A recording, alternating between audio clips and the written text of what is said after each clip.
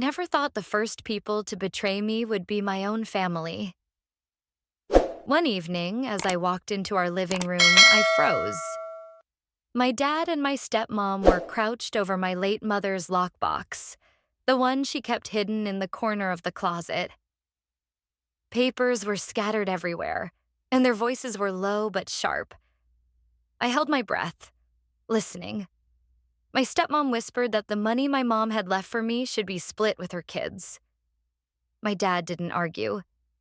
He nodded. My heart sank. In that moment, the man who once taught me how to ride a bike, the man I used to trust with everything, was suddenly a stranger. I remember gripping the doorframe so hard my fingers hurt. The house that once felt like home now felt like enemy territory. I wanted to scream, but I couldn't. All I could think was, they're not just stealing money. They're trying to erase my mom, erase everything she fought to give me. If you've ever faced family betrayal, you know how deep it cuts. Before I take you back to where it all began, tell me in the comments where you're watching from. And if you've ever had to protect what was yours, hit like and subscribe. Your support helps me keep sharing stories like this. When I think back to the years before everything collapsed, what comes to mind isn't grand vacations or expensive gifts. It's the small things. The smell of chocolate chip cookies wafting through the kitchen on a Saturday morning. The sound of my dad's laughter echoing through the living room when he tickled me until I begged for mercy. The warmth of my mom's hug after a long day at school. My name is Emily, and before betrayal carved scars into my life, I truly believed I was one of the luckiest kids in the world.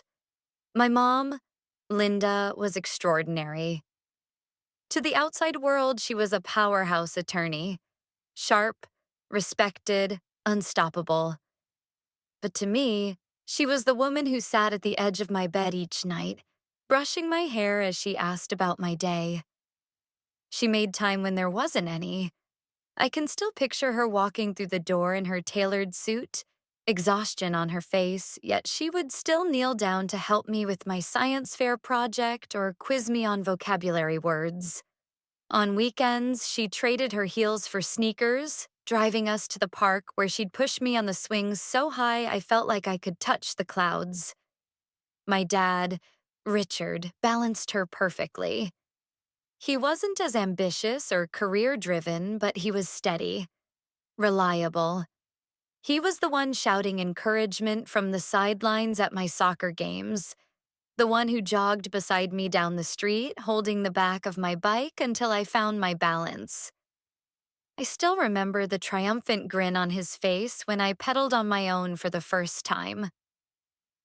"That's my girl," he said, his voice brimming with pride. Back then, those words felt like the foundation of who I was. Loved, protected, enough. Our home in Connecticut was modest but full of life. Summers meant beach trips, building sandcastles until the tide washed them away. My dad grilling hot dogs while Mom reminded me to put on more sunscreen. Winters were filled with holiday traditions, decorating the Christmas tree, arguing over whether colored lights or white lights were better. Mom always wanted them perfect and even, but Dad and I would deliberately clump them together just to make her roll her eyes. Then we'd all laugh until tears ran down our faces. There were rainy afternoons when we'd spread a puzzle across the dining table. My mom reading aloud from one of her favorite novels while my dad and I tried to beat each other at who could find the most pieces. On Fridays, we had movie nights. Mom insisted on classic films, Dad preferred action, and I just wanted popcorn. Those were the nights when I'd curl up between them on the couch, feeling like nothing in the world could touch me. Looking back now, I realize how much those simple moments mattered. I wasn't living in luxury, but I was living in love. And love, I thought, was unshakable. But life doesn't give warnings when it's about to change. I was 16 when the cracks first appeared, though at the time I couldn't see them. I thought my family's love was indestructible. I thought my dad would always be my hero, my mom always my safe place. I thought the warmth in our home was permanent. I was wrong. Because betrayal doesn't strike in a storm you see coming. It seeps in quietly, like water through a crack in the foundation. You don't notice it at first. Not until one day the floor beneath you gives way and you realize everything you thought was solid was already breaking apart. Still, even as I stand here now, years later, I cling to those memories. They remind me that I wasn't always defined by pain. Before Melissa, before the schemes, before the inheritance became a weapon, they remind me there was light. And maybe that's why it hurt so deeply when that light was stolen. Because you can only feel the sting of betrayal if you once knew the comfort of trust. I was 16 when the word cancer entered our home like an unwelcome guest that refused to leave. My mom sat me down at the kitchen table one morning, her hands wrapped around a mug of tea she didn't drink, her smile trembling as she told me she'd been diagnosed with breast cancer. At first, I didn't understand. People get sick, they go to the doctor, they get better. Wasn't that how it worked? She promised me she would fight. She promised me we would get through it together. And I believed her, because I had to. In the early weeks, hope became our lifeline. Mom went to treatments, came home exhausted, but still asked about my day. I'd bring my textbooks into her room, lying beside her under the heavy quilt while she quizzed me on history dates between sips of water. She tried so hard to keep life normal. She would still bake cookies with me, even if she had to sit down every few minutes. She even insisted on attending one of my soccer games, wrapped in blankets on the sidelines, cheering until her voice gave out. She was shrinking, her energy fading, but her love never wavered. But cancer doesn't care about love, or promises, or hope. Within months, the woman who had once carried the weight of the world on her shoulders couldn't even carry a grocery bag. Her once bright eyes grew dim, her laugh less frequent. I tried to be strong for her, but sometimes I'd hide in the bathroom and cry into a towel so she wouldn't see.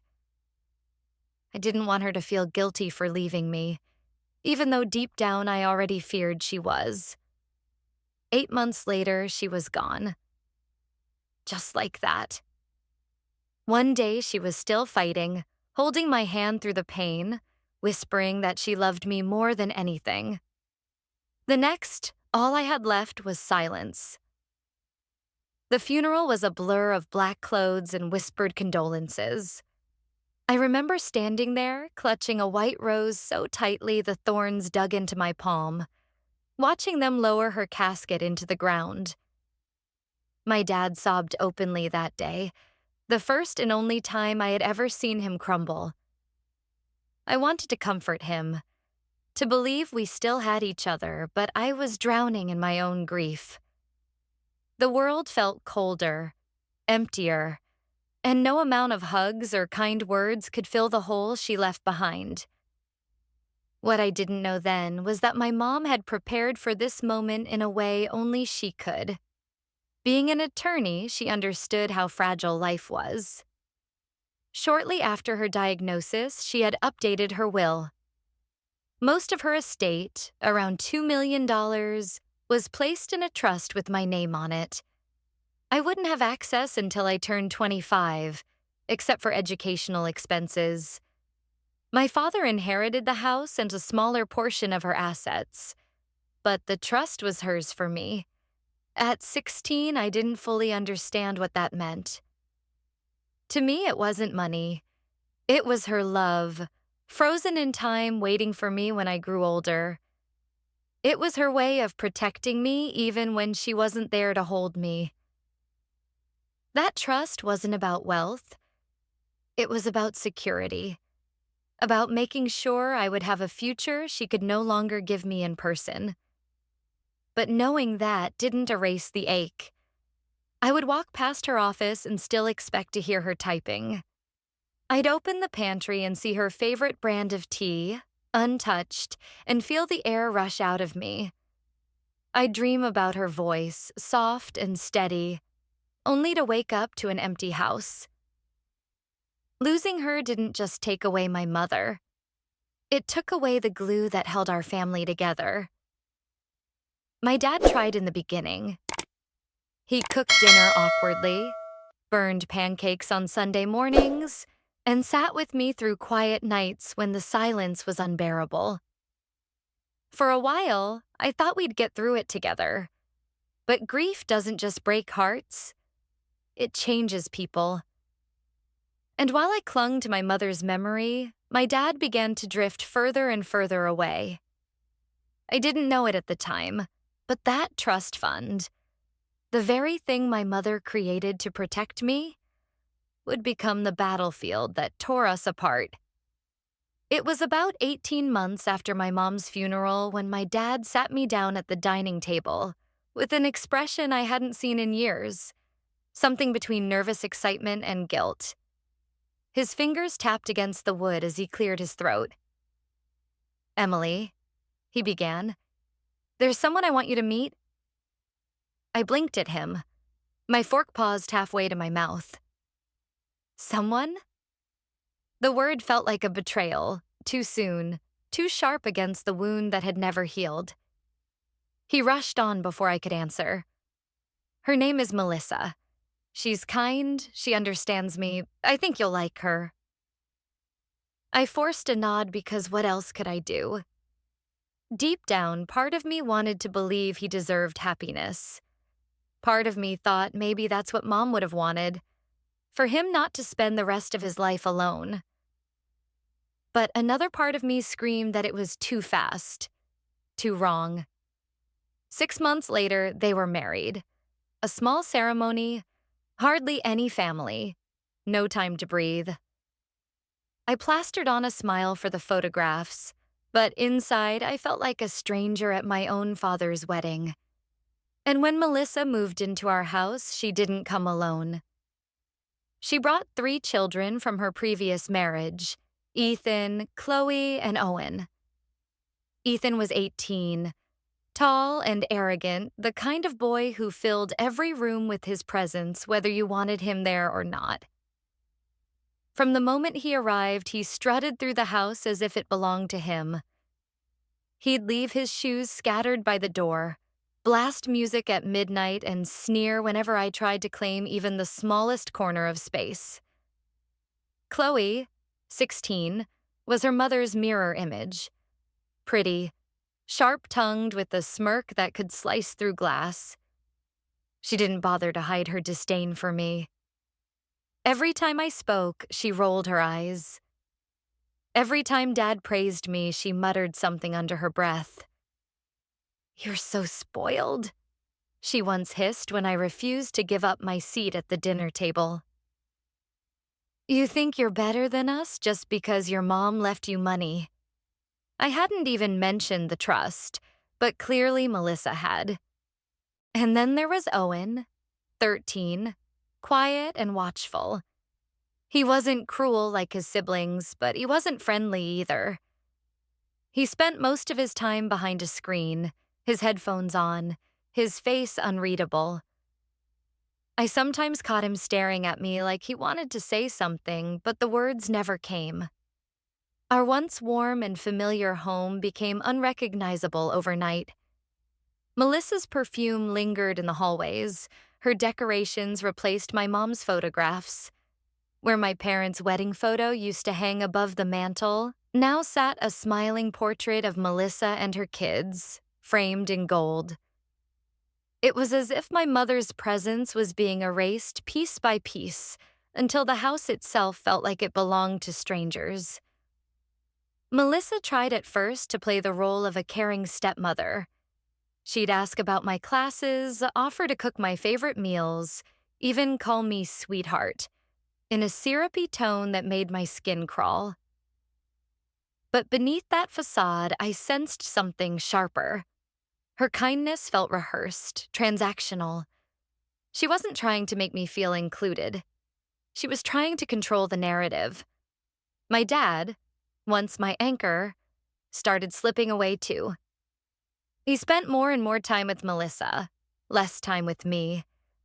The Saturday breakfasts we used to share disappeared. The late-night movies stopped. When I tried to talk to him, to tell him how I felt, he brushed me off with a tired sigh. "Emily, you need to give her a chance. This is our family now." But it didn't feel like family. It felt like invasion. Ethan and Chloe made it clear I wasn't welcome. Melissa subtly pushed me out of the spaces that once belonged to my mom, and my dad chose silence over support. I wanted to scream, to beg him to remember what we'd been before, but the words lodged in my throat. Instead, I retreated into myself, holding on to the fading warmth of my mother's memory like a lifeline. What I didn't realize then was that this wasn't just about losing space in my home. This was the beginning of a campaign, a carefully orchestrated plan to make me feel isolated, cornered, and eventually pressured into giving up the very thing my mother had left behind to protect me. And Melissa, with her perfect smile and hidden claws, was just getting started. At first, I tried to convince myself that what I felt was just paranoia. Families take time to blend, right? Maybe Ethan and Chloe were just acting out. Maybe Melissa was trying her best. I repeated those excuses like a mantra, hoping they might become true. But the more time passed, the clearer it became, this wasn't just a clash of personalities. It was a slow, deliberate push to corner me. It started with Melissa's casual comments at the dinner table. She had a way of wrapping daggers in honey. "Emily," she'd say with that practiced smile, "your mother was such a generous woman. Don't you think she'd want everyone in this house to have the same opportunities?" Her voice was calm, almost sweet, but her eyes glittered with expectation. My fork would freeze midair, and I'd glance at my dad, silently begging him to step in. But he never did. He just nodded like it made sense, like the word family erased the fact that the money wasn't hers to touch. Then Ethan and Chloe picked up the script. One afternoon, I found Ethan lounging on the couch with my laptop in his lap.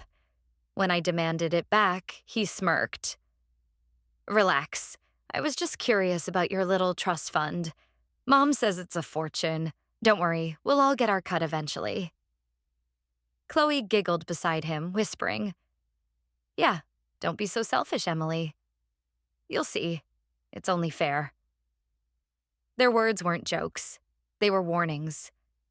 I tried to brush it off, but their behavior grew bolder. Chloe once followed me to my room, leaning against the doorframe as she sneered, "You know, Mom says you should be careful. If you don't share, people might start thinking you're greedy. And greedy people, well, they don't end up with friends." She smiled sweetly, then slammed my door shut behind her. The house no longer felt safe. I started locking my bedroom door at night, my heart racing at every creak in the hallway. I caught Ethan rifling through my drawers once, claiming he was looking for a charger. Chloe laughed every time I confronted her, as if it were all a game. Even Melissa's tone grew sharper. The syrupy sweetness disappeared, replaced by thinly veiled threats. "You should really think about your future, Emily," she told me one evening. "No one likes a girl who can't share." But the worst betrayal wasn't theirs. It was my dad's silence. He sat through Melissa's hints, through Ethan and Chloe's mockery, and said nothing.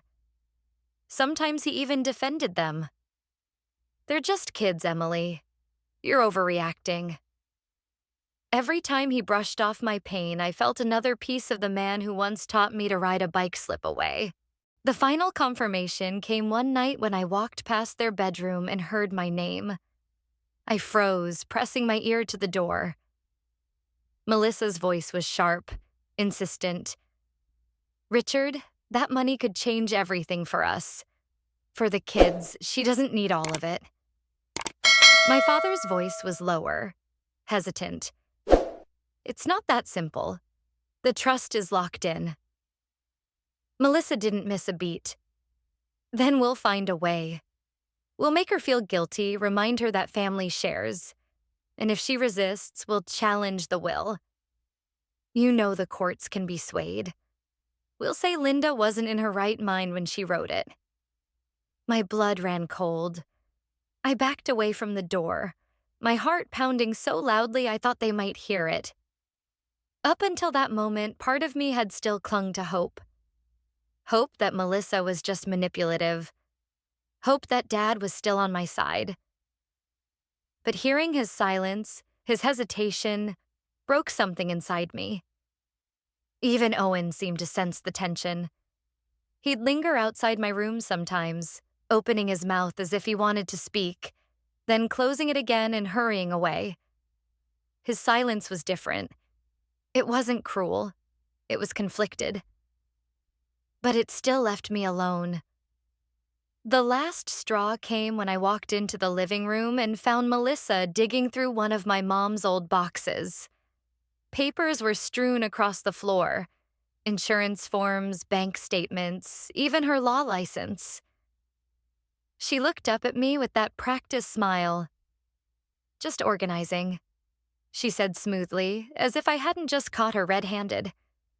But her eyes betrayed her. She wasn't organizing. She was hunting. That night, lying awake in my room, I realized the truth. They weren't just adjusting to life as a blended family. They were circling me, like wolves around prey, waiting for the moment to strike. And as much as I wanted to believe my dad would protect me, deep down, I knew he had already chosen his side. This wasn't about family anymore. It was about survival. Melissa always had a flair for theatrics, so when she announced we'd be having a special family dinner, I knew it wasn't out of love. She cooked a full spread: roast chicken, mashed potatoes, steamed vegetables, laid out the good china, even lit candles. To anyone else, it might have looked like a warm family gathering. To me, it felt like the stage was being set for an ambush. I sat at the long dining table, the flames of the candles flickering in the silence. Ethan and Chloe whispered and snickered across from me, their eyes darting toward me with smug anticipation. Owen sat at the far end, hunched over, avoiding eye contact. My dad, seated at the head of the table, looked tense, his jaw clenched as he pushed food around his plate. The air was heavy, like a storm waiting to break. Halfway through the meal, Melissa finally put down her fork and folded her hands neatly in front of her. Her smile was polished, rehearsed. "Emily," she began, her voice syrupy sweet, "we need to talk about something important. About your mother's trust." I felt the blood drain from my face. I had known this was coming, but hearing it aloud still made my stomach twist. I didn't say anything, waiting for her to go on. Melissa leaned forward slightly, her tone calm, almost maternal. "It isn't right for one child to have so much while the others struggle. We're a family now, and families share. Don't you think your mom would want that?" Her words echoed the whispers I'd overheard in the hallway, but hearing her dress them up as moral reasoning made me want to scream. I looked at my dad, desperate for him to speak up, to defend me, to remind her that this wasn't hers to touch. But he just shifted in his seat, eyes fixed on the table. "It's not unreasonable, Emily," he muttered finally, his voice quiet but firm. You don't need all of it. The betrayal in that moment hit harder than Melissa's words. My father, the man who once told me I was his pride and joy, was now telling me I didn't deserve what my mother had left me. I forced my voice to stay steady. That money isn't yours to touch. It's what Mom left me. It's her legacy. Ethan leaned forward, his grin sharp. Legacy? Don't act like you're the only one who deserves a future. We all do. You're not better than us. Chloe laughed, her tone mocking. Yeah, Mom says you're selfish. You should be ashamed for holding on to it all while we have nothing. I could feel my hands shaking under the table. I pushed back my chair, my voice rising despite myself. Selfish? My mother worked her whole life for that money. She died making sure I'd be safe. And you want to steal it because you think you're entitled? That's selfish. Melissa's smile disappeared, replaced by a steely glare. Her voice cut through the air like a knife. Watch your tone. You're young. You don't understand how the world works. If you don't agree, we'll take this to court. We'll prove your mother wasn't of sound mind when she wrote that will. Don't think for a second we won't. The room spun. I looked at my father again, begging him silently to say something. Anything. But he just sat there, his lips pressed into a thin line, his silence deafening. His refusal to defend me hurt more than all of Melissa's threats combined. For a moment, I couldn't breathe. The people around the table weren't my family. They were predators circling, ready to strike. The walls of the dining room closed in, the flicker of candlelight casting distorted shadows across their faces. I realized then that there was no misunderstanding, no room for negotiation. This wasn't about fairness. This was about control, about power, about erasing my mother's final act of love. I stood abruptly, my chair scraping against the hardwood floor. My voice shook, but it carried. You can try to take me to court. You can spread your lies. But you will never take what my mother left me. Not now, not ever. Melissa narrowed her eyes, her tone icy. We'll see about that. I didn't wait for a response. I turned and walked out of the dining room, their voices chasing me down the hallway. Ethan muttering curses, Chloe laughing cruelly, Melissa hissing orders to my father. I didn't look back. My chest burned with rage, with fear, with heartbreak. But underneath it all, a spark of determination ignited. That dinner wasn't just a demand. It was a declaration of war. And if they thought I would fold under pressure, they had underestimated me. That night, after the dinner table turned into a battlefield, I lay awake in my room staring at the ceiling. My body was still trembling from the confrontation, my father's silence replaying in my head over and over. It wasn't Melissa's threats that kept me awake, nor Ethan and Chloe's cruel laughter. It was him. My dad. The man who used to cheer for me from the sidelines, who once told me I could do anything. He had chosen silence. He had chosen them. I knew then that if I didn't protect myself, no one else would. The next morning, I picked up the phone and called my mother's old attorney, Mr. Dawson. My voice shook as I explained what had happened, but he listened patiently, letting me pour everything out. When I finished, he said something that stuck with me. Emily, your mother prepared for this. She knew how the world worked. The trust is airtight. They can't take it from you. But remember, sometimes the fight isn't about what's legal. It's about how far people will go to break you. His warning chilled me. It wasn't just about winning in court. It was about surviving the psychological war Melissa had already declared. That's when I realized I needed someone who would fight for me. not just comfort me. So I hired my own lawyer, Sarah Mitchell. From the moment I walked into her office, I knew she was different. Sharp eyes, steady posture, a voice that carried authority. I told her everything. Melissa's words, Ethan's threats, my father's silence, the documents I had seen her rifling through. Sarah listened without judgment, then leaned forward and said, "You don't have to let them intimidate you. You have truth, you have the law, and you have me. We'll fight this, and we'll win." For the first time in weeks, I felt the tiniest spark of hope. Sarah didn't waste time. She began pulling records, public filings, financial histories, court documents.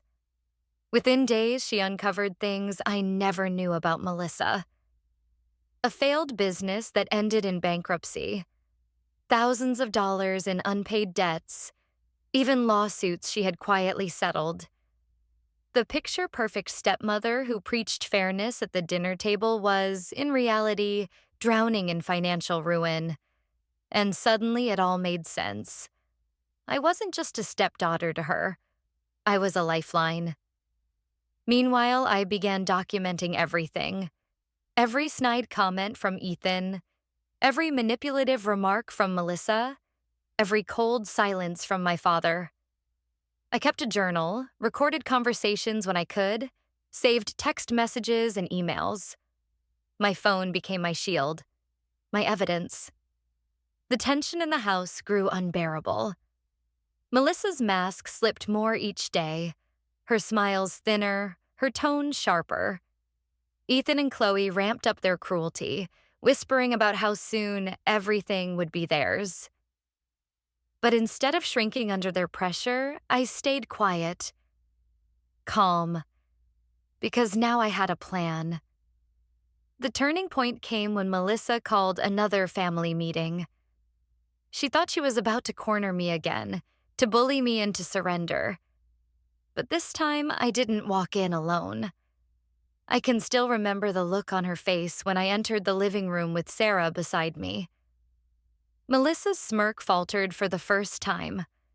Ethan frowned. Chloe's eyes widened, and even my father shifted uncomfortably in his seat. Sarah wasted no time. She laid documents on the coffee table, her voice clear and professional. "This trust is legally binding and airtight. Any attempt to contest it will not only fail, but it will expose certain inconvenient truths about your financial history. Mrs. Carter." She slid a folder toward Melissa, whose face drained of color as she scanned the papers. "And furthermore," Sarah continued, "continued harassment of my client will result in legal action. We already have records of verbal intimidation and attempts to access private property." She glanced pointedly at Ethan and Chloe, whose smirks disappeared. "If you proceed, it will not end well for you." The room was silent except for the sound of my heart pounding in my chest. I watched as Melissa's carefully constructed mask cracked. Her lips pressed into a thin line, her eyes blazing, but she said nothing. Ethan shifted angrily in his chair. Chloe looked away. And my father? My father just sat there, his face pale, his hands clasped tightly together. For the first time, the balance of power had shifted. I wasn't the helpless girl they thought they could bully into compliance. I wasn't the grieving child clinging to memories. I was my mother's daughter. Sharp, prepared, unbreakable. Walking out of that room with Sarah beside me, I felt taller, stronger, lighter. The battle wasn't over, but the tide had turned. And deep down, I knew Melissa's empire of manipulation was beginning to crumble. After Sarah laid the documents on the table, the room seemed to freeze. Melissa's eyes darted across the pages, her face blanching as if every line was a blade cutting through the perfect image she had tried so hard to project. Ethan muttered something under his breath, his jaw tight with anger, while Chloe twisted a strand of hair nervously, her earlier smirk gone. My dad sat in silence, staring at his clasped hands, too ashamed or too cowardly to look up. For a long moment, nobody spoke. The weight of Sarah's words hung in the air, heavy and undeniable. And then, unexpectedly, a soft voice broke the silence. "She's telling the truth." All heads turned toward the far end of the table. It was Owen, Melissa's youngest. He looked small in his chair, his shoulders hunched, his fingers nervously tapping against the wood. His voice cracked as he continued. I I heard you, Mom. I heard you and Richard talking about making Emily share. You said if you pressured her enough, she'd give in. You said you didn't care what her mom wanted." The air in the room shifted instantly. Melissa's head snapped toward him, her eyes blazing with fury. "Owen, that's enough. Don't you dare—" But he didn't stop. His face flushed red, but his voice grew stronger. "It's not right. Emily's mom left that money for her. You promised us everything would be better if she split it, but that's not fair. You lied." Melissa's hands slammed down on the table, the sound making me flinch. "Do you have any idea what you're saying? You're a child. You don't understand how complicated this is." But Owen did understand. And in that moment, he wasn't just a scared kid anymore. He was the only person in that room brave enough to tell the truth. Ethan cursed under his breath, pushing his chair back in frustration. "This is ridiculous," he muttered, glaring at his younger brother. Chloe hissed, "Why would you say that, Owen? You've ruined everything." I sat frozen, my heart pounding in my chest. I hadn't expected this. Not from him, not from the quiet boy who always kept to himself. But as I looked at him, I saw the guilt in his eyes, the weariness of being caught in the crossfire of his mother's schemes. For weeks, I had noticed his hesitation, the way he lingered outside my door as if he wanted to say something. Now I knew why. Sarah seized the moment, her tone firm but calm. "Thank you, Owen. That's exactly the kind of testimony that would hold up in court. A first-hand account of coercion and manipulation. If this goes any further, we won't hesitate to bring it forward." Melissa's face twisted, her mask completely shattered. She looked between Sarah, me, and her own son, her expression a mixture of rage and desperation. "You ungrateful little—" she began, but stopped herself, her voice breaking under the weight of her fury. My dad finally spoke, but his voice was hoarse, broken. "Melissa, enough." It was too late. The damage was done. Their plan, their carefully constructed web of pressure and intimidation, had unraveled in an instant. Not because of me, not because of Sarah's airtight documents, but because Owen had chosen honesty over loyalty to a lie. For the first time since this nightmare began, I felt the ground steady beneath my feet. Melissa had lost her leverage. Ethan and Chloe looked shaken, unsure. And my father? My father looked like a man realizing he had gambled everything and lost. I stood slowly, my legs trembling but my voice steady. "You tried to erase her," I said, my gaze fixed on Melissa. "You tried to turn my own father against me, to make me doubt myself, to steal the only thing my mom left me. But you lost, because no matter what you do, the truth will always come out." No one stopped me as I left the room. My footsteps echoed down the hallway, each one carrying me further from the weight of their manipulation. That night, for the first time in months, I felt something I hadn't felt since before my mother died. Control. But with that control came clarity. and clarity was painful. Because while Melissa's plan had crumbled, while Ethan and Chloe sat in shame, and while Owen had finally spoken the truth, one fact remained. My father had chosen silence until the very end. I knew then that this house would never be my home again.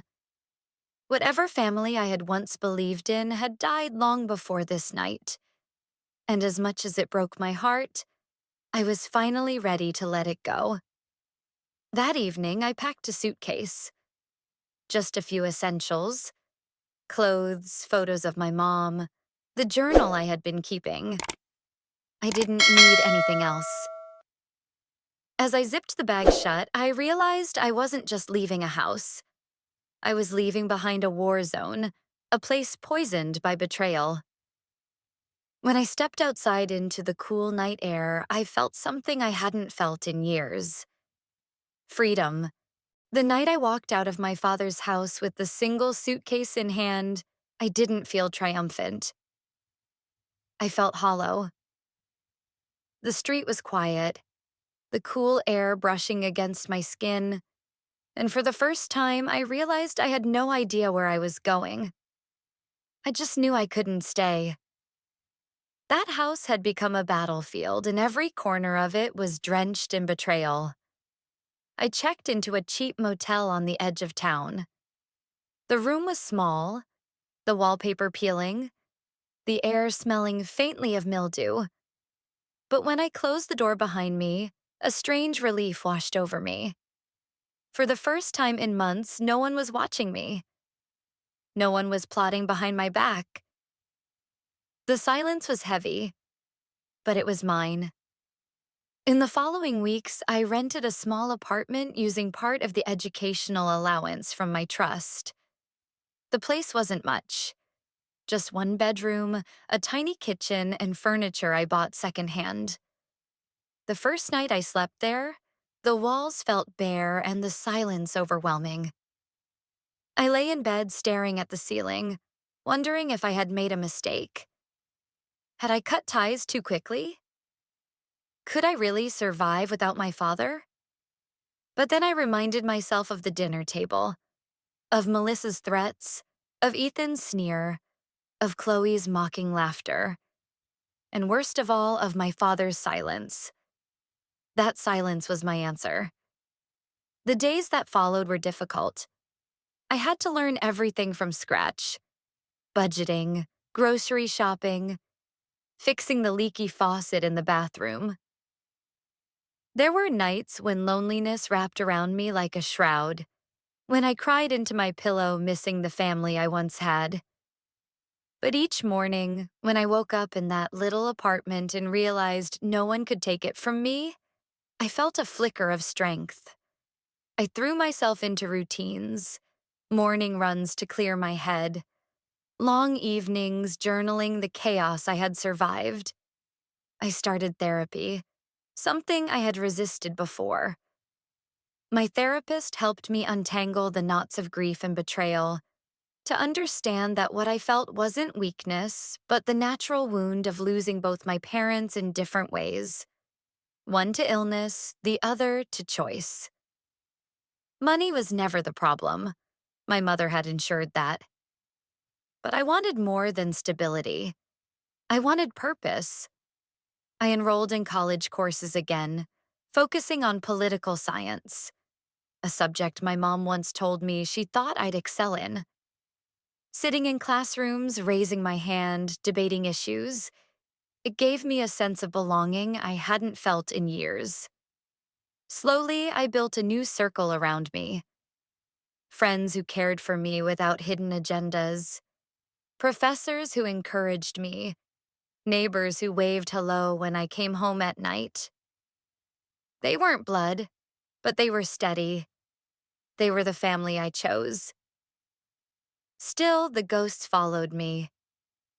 There were moments when I'd pass by a diner and see a father and daughter laughing over pancakes, and the ache in my chest would be unbearable. Holidays were the hardest.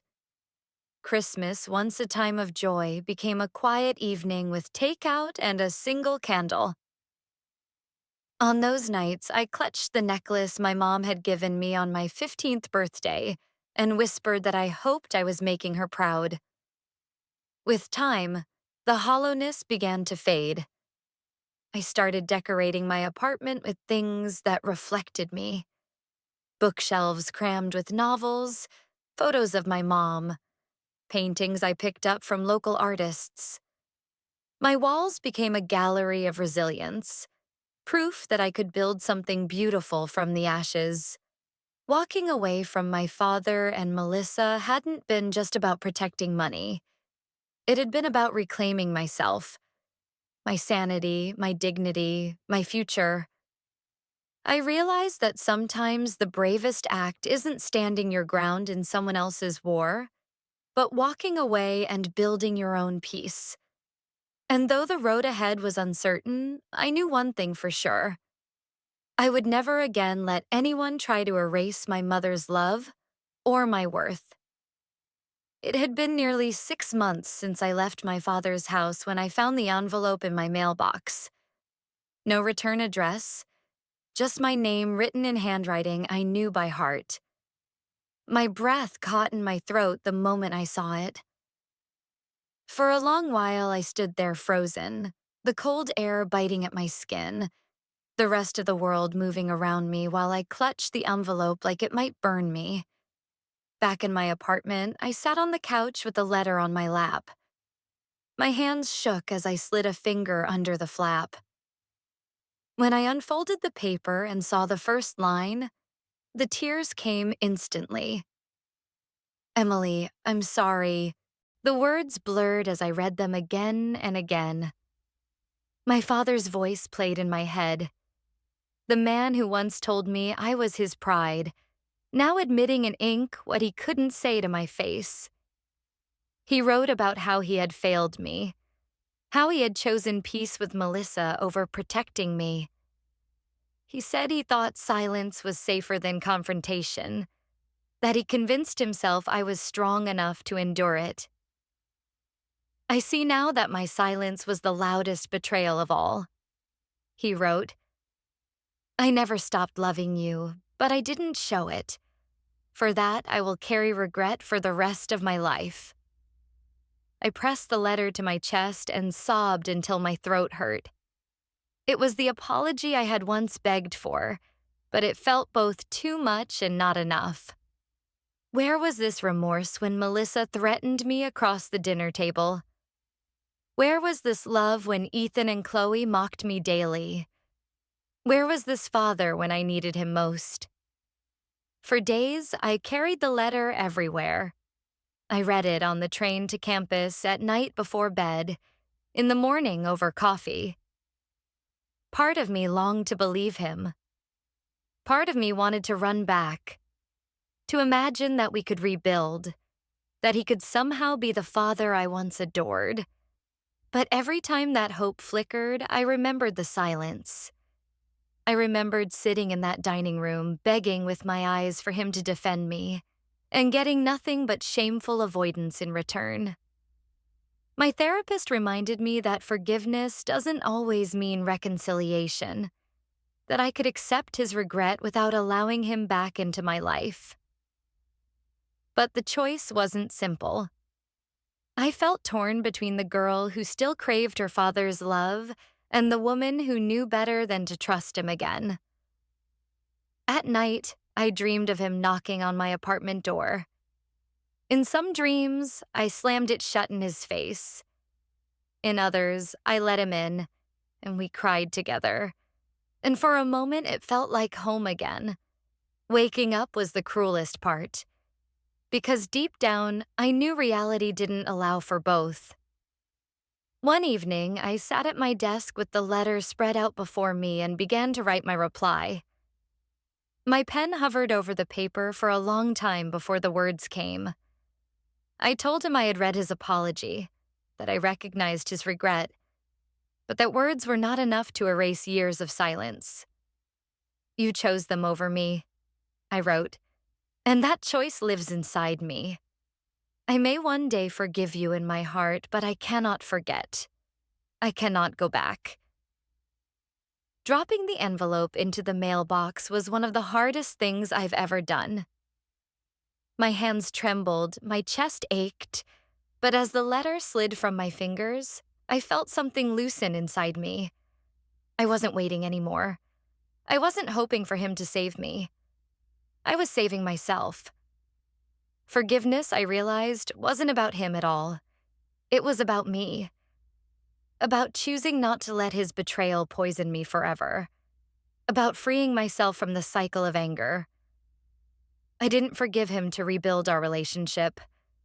I forgave him to reclaim my peace. Even so, the grief lingered. Because forgiving doesn't erase the loss. It only teaches you to carry it.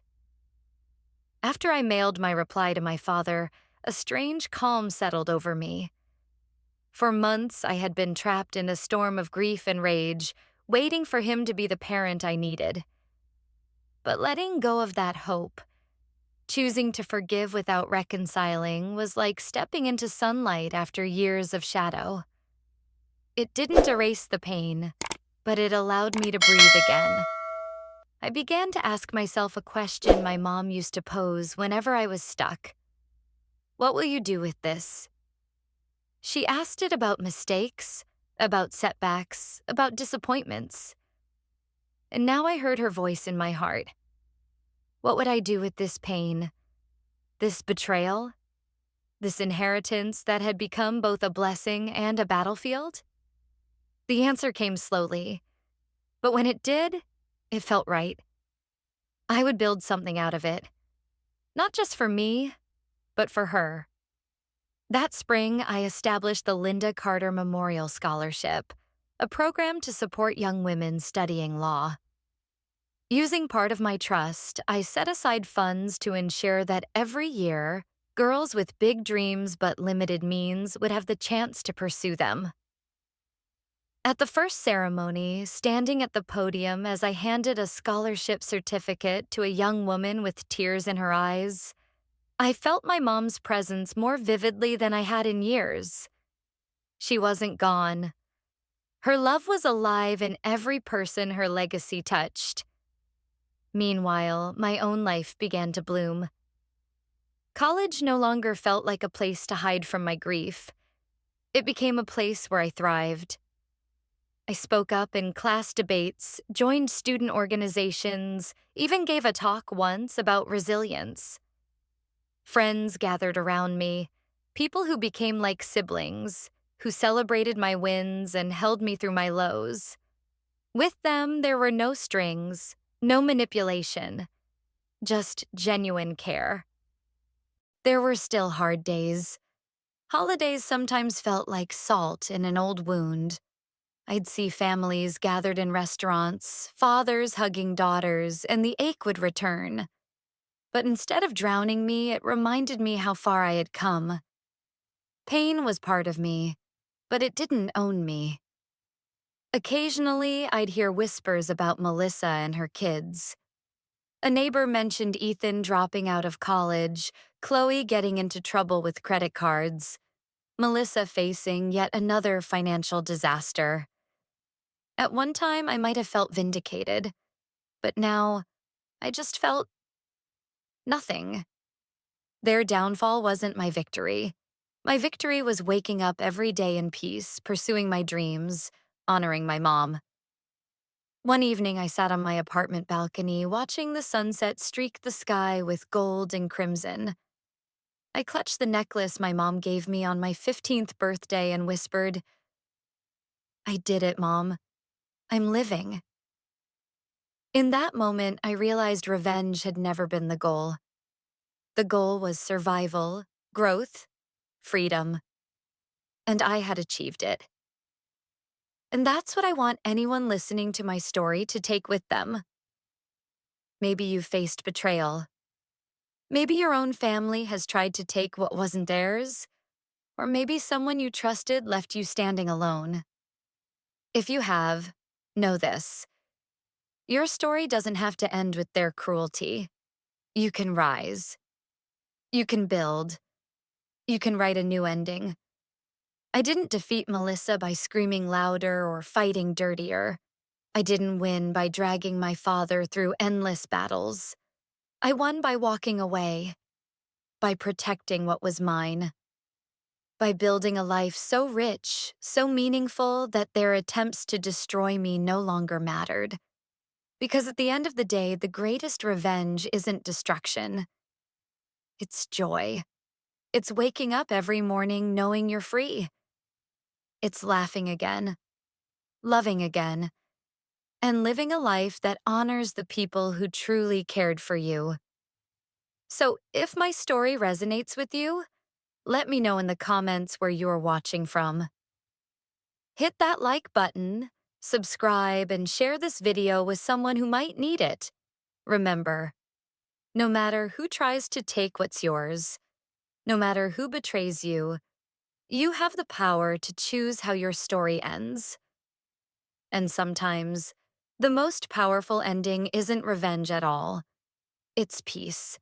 It had been 3 years since I walked out of my father's house with nothing but a suitcase. My life had changed in ways I never imagined.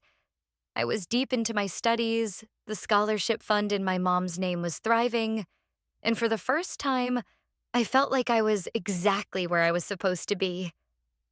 Then one afternoon, I got a knock on my apartment door. When I opened it, I froze. Standing there was Owen. Taller now. His face leaner, but his eyes still carried that quiet sadness I remembered. "Hey," he said softly, almost like he wasn't sure I'd let him in. For a moment, I didn't move. Memories of that night, the night he spoke up in front of Melissa, flashed through my mind. Finally, I stepped aside. "Come in." He sat nervously on the couch, fidgeting with errands. I wanted to say I'm sorry," he began. "I should have spoken up sooner. I should have stood by you before it got that far. But I was scared of her. I was scared of all of them." His voice cracked. "I know that doesn't excuse it. But I wanted you to know. I always knew you were right." Hearing those words, something inside me softened. For so long, I had carried the weight of betrayal. But in Owen's eyes, I saw the boy who had been trapped just like me. "You did the bravest thing that night," I told him. "You told the truth when no one else would. That mattered." We sat in silence for a while, the air heavy with things left unsaid. Then Owen added, "I don't live with them anymore. I moved out. I couldn't take it. She's not the same. She's drowning in debt again. Ethan dropped out of college. Chloe maxed out credit cards she couldn't pay. It's all falling apart." I felt a pang, not of satisfaction, but of clarity. The empire Melissa tried to build on manipulation was crumbling. It wasn't my doing. It was theirs. "Do you talk to my dad?" I asked quietly. Owen shook his head. "Not much. He's lost. I think he regrets everything, but he won't say it out loud." I looked out the window, the city lights flickering in the distance. For a moment, I wondered what my life would look like if my father had chosen differently. But then I remembered the path I had built, the scholarship, my studies, my freedom. I realized I didn't need his choices to define me anymore. Before Owen left, he stood awkwardly at the door. "I don't know if we'll ever really be family," he admitted, "but I'd like to stay in touch. If that's okay."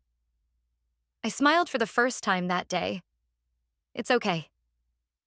When the door closed behind him, I felt a strange sense of peace. Melissa had lost, not because I destroyed her, but because her own lies had caught up to her. My father lived with the weight of his choices.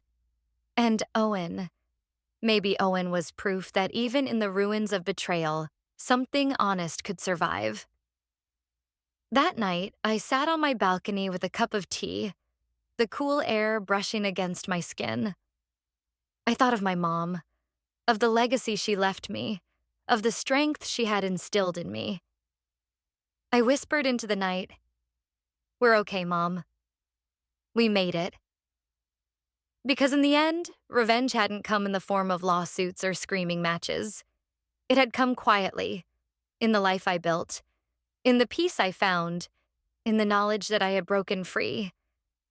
And maybe, just maybe, in the fact that even someone raised in Melissa's shadow could still choose truth. So that's my story. A story of betrayal, survival, and rebuilding. I lost my mother far too soon, and then I lost the father I thought would always protect me. But through it all, I found something stronger than their betrayal. I found myself. I learned that sometimes family isn't the people you're born to. It's the people you choose.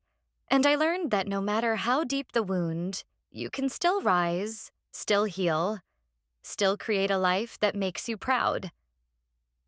If you've ever faced betrayal, or if someone tried to take from you what was never theirs, I hope my journey reminds you that you're stronger than you think. That no matter who turns their back on you, you still have the power to write your own ending. And that's the end of my story. A journey through betrayal, heartbreak, and finally, healing. If you've been through something similar, I hope this story shows you that even in the darkest moments, you have the power to rise, rebuild, and create a life you're proud of. If this story touched you, make sure to hit the like button, share it with someone who might need to hear it, and most importantly, subscribe to Hidden Family Revenge Stories. Here, we share powerful stories every week, reminding you that sometimes the sweetest revenge isn't anger or hate, it's living your best life. Thank you so much for watching, and remember, living well is always the best revenge. See you in the next story on Hidden Family Revenge Stories.